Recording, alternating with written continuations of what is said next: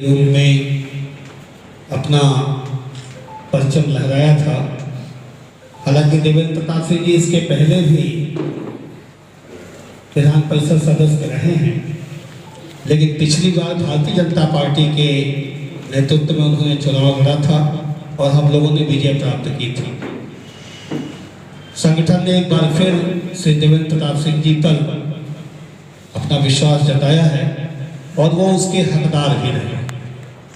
मेरा अपना मानना है कि राजनीति में तेवर धीरे धीरे खत्म होता जा रहा है।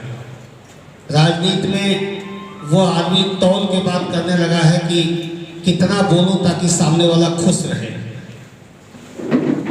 तेवर खत्म हो रहे हैं।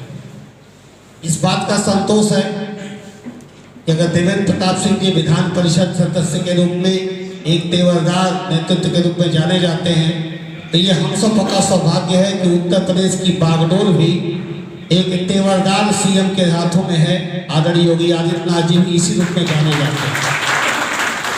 बिना लाभ लपेट देश के हित में, समाज के हित में जो कुछ करना है उसे वो करते हैं। योगी जी वो बोलते हैं और इस बात का भी सौभाग्य कि कौन तेवरदार नेतृत्व हमारे देश का नेतृत्व कर रहा है, जिन्हें दुनिया से नरेंद्र मोदी के रूप में जानती है।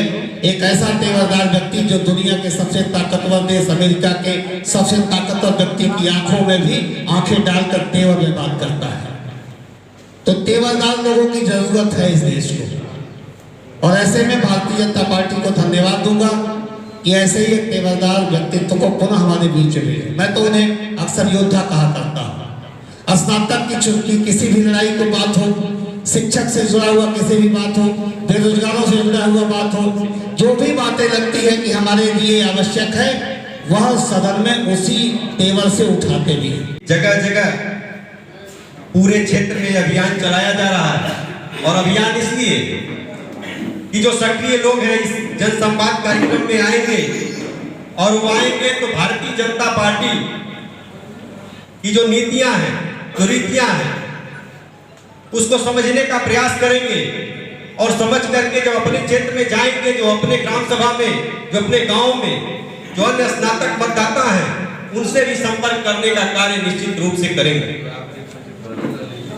क्योंकि ये चुनाव जो है वो प्रबुद्ध वर्ग का है, और प्रबुद्ध वर्ग को कुछ समझाने की जरूरत नहीं होती है। यही प्रबुद्ध वर्ग जो है वो समाज को नई दिशा देता है, नई दिशा और दशा तय करता है।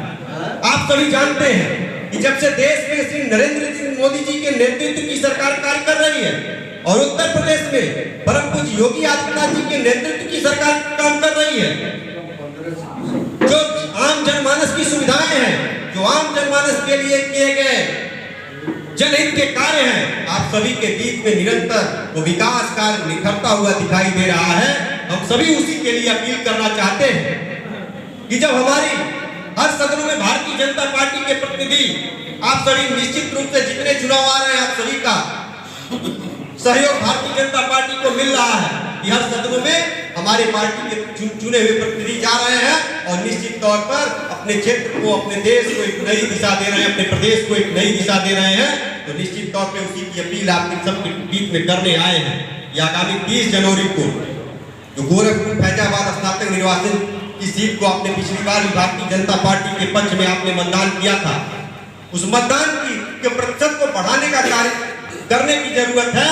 क्योंकि जब पिछली बार आपने किया था तो उसमें योगी आदित्यनाथ जी उत्तर प्रदेश का नेतृत्व नहीं कर रहे थे, और हम सभी परम सौभाग्यशाली हैं कि जिस गोरखपीठ की आस्था में हम विश्वास करते हैं, जिस गोरखनाथ की परंपरा को पूरे देश के विश्व में लोग सराह रहे हैं, उसी के पीठाधीश्वर आज पूरे समूचे उत्तर प्रदेश का नेतृत्व कर रहे हैं।